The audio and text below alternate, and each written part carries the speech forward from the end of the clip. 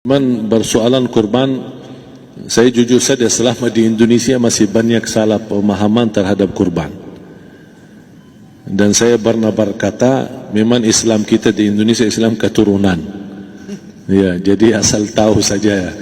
Ya, tapi dari segi belajaran, mohon maaf ya kita terlalu jauh terhadap pemahaman. Yang saya maksud, kita melaksanakan sesuatu tapi kita sudah belajar, sudah tahu, bukan hanya asal saya dengar, saya lihat, saya bukan sebatas itu, tapi kita punya dasarnya.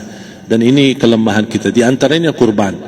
Saya pernah mendengar, bukan malah sering mendengar soal kurban dihitungkan beroran. Jadi keluarga suami istri sama 5 anak berarti jumlah 7, wajib sapi. Kalau kurang daripada itu, atau misal suami istri tidak mampu, boleh ini tahun kurban kambing atas nama suami, tahun depan atas nama istrinya. Ini hal keliru sebenarnya. Yang dihitungkan soal kurban beda sama akikah dan beda sama zakat fitrah. Zakat fitrah sama akikah terhitung beroran. Akikah laki-laki 2 kambing, perempuan 1. Kalau tidak mampu boleh. Kalau ada kembar, laki sama perempuan berarti 3 kambing. Tapi kalau tidak mampu boleh 1 kambing, tidak masalah. Yang tidak ada istilah sekarang saya kurban tapi nanti sisanya seolah-olah ada hutang sama Allah. Sesuai kemampuan kita. Di antaranya kurban. Kurban hitungannya berkeluarga, bukan berorang. Buktinya Rasulullah SAW dan juga cerita Nabi Ibrahim. Ketika Nabi Ibrahim mau sembelih Nabi Ismail, Allah turunkan apa? Mengganti sembelihan Nabi Ismail dengan ekor kambing dari surga. Berapa ekor kambing?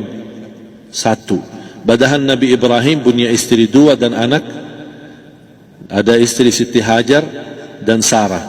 Kemudian anaknya Ismail dan Ishak. Berarti semuanya berapa? 5. Kenapa Allah tidak turunkan 5 ekor kambing? Karena hitungannya memang 1 keluarga. Yang kedua, Rasul sendiri sembelih 2 kambing.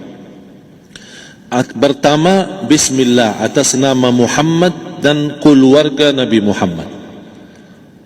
Padahal kita tahu keluarga Nabi Muhammad SAW termasuk keluarga besar. 11 istri, belum lagi anaknya, laki-laki sama perempuan. Ada yang hidup maupun sudah mati. Sudah termasuk semua. Yang hidup maupun mati. Yang kedua, Rasul sembelih sembelihan yang kedua atas namaku dan umatku. Umatnya berapa miliar? Cuma 1 ekor kambing. Kenapa Rasulullah SAW berkurban atas nama dirinya dan umatnya? Saya mengambil salah satu di sini tanda sayangnya Rasul kepada umatnya. Jadi saya selalu berkata, orang miskin yang tidak mampu berkurban seharusnya bangga di hari kurban, karena Rasul sudah kurbankan duluan atas nama dia. Jadi terima kasih ya Rasulullah, ingatkan kita. Yang kita tidak mampu, Rasul sudah. Bahkan kalau Rasul sudah kurban atas nama umatnya yang tidak mampu, berarti sudah terkabul.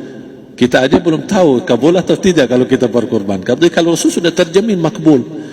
Oleh sebab itu, hitungan kurban itu adalah 1 keluarga. Misal, bapa punya istri, punya anak. Itu kalau mampu sapi silahkan. Mampu 1000 sapi silahkan. Kalau soal kemampuan tidak ada masalah. Tapi kalau soal kewajiban, tidak ada wajib lebih daripada 1 ekor kambing. 1 ekor kambing. Misal, kalau bapa punya istri 4. Misal. Cuman ini misal. Ya. Istrinya 4. Setiap istri anaknya 10. Berarti jumlah berapa? Anak 40, istri 4, berarti 44, sama bapa 45. Wajib 1 ekor kambing saja, cukup untuk semua ini. Tapi kalau soal mampu, ya silahkan. Mau 1000 kambing boleh, mau 1000 sapi boleh. Tidak ada yang melarang kalau soal kemampuan. Dan kalau kita mau sembelih, Bismillah atas namaku dan keluarga. Tidak perlu bawa data-data nama keluarga. Jadi disebutkan tukang sembelihnya ada capek menunggu sambil sebutkan nama-nama. Tidak perlu. Udah Bismillah atas namaku dan keluarga. Termasuk kata atas namaku dan keluarga, termasuk orang tua yang sudah meninggal. Termasuk orang tua yang sudah, karena kita adalah hasil daripada orang